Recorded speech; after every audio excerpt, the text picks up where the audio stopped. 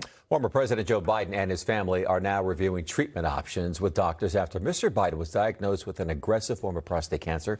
NBC4's Conan Nolan has the very latest on the diagnosis and what could lie ahead now for the former president. Conan. That's right. Doctors say that the vast majority of individuals who are diagnosed with prostate cancer die from something else other than the cancer. It's a slow-moving disease, but one physician who's well known to the White House says it's likely the president has had this disease for about a decade.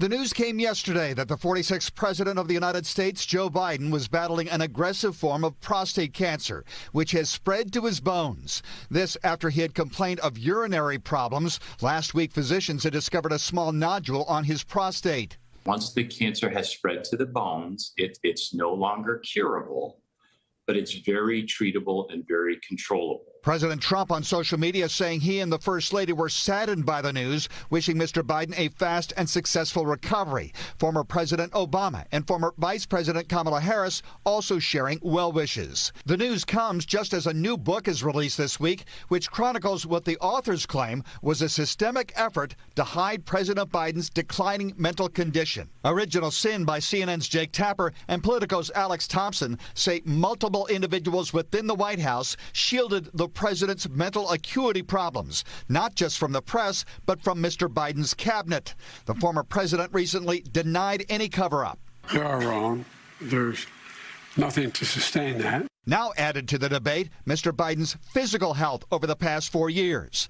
Former Obama White House health policy advisor Dr. Ezekiel Emanuel, who's an oncologist, this morning on MSNBC. Oh, he's had this for many years, maybe even a decade, growing there and spreading. He did not develop it in the last 100, 200 days. Either they didn't test for it, or they test for it, they didn't report it, and we didn't get the information as a public. The episode has resulted in renewed interest in this comment from Mr. Biden 3 years ago, relating a story about oil pollution while growing up in Delaware. You had to put on your windshield wipers to get literally the oil slick off the window.